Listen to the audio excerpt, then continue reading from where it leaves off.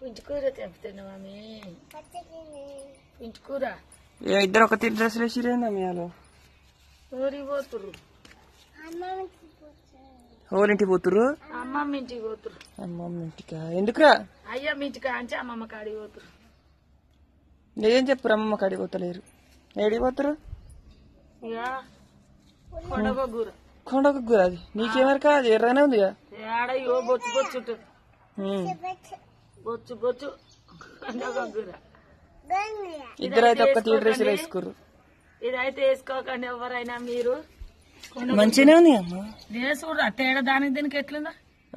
మన కలుపుల ఎట్లా మనం కలుపు తీసి ముదురు తీస్తామో అట్లా ఉంటది ఇది ఆకేమో ఇట్లా ఉంది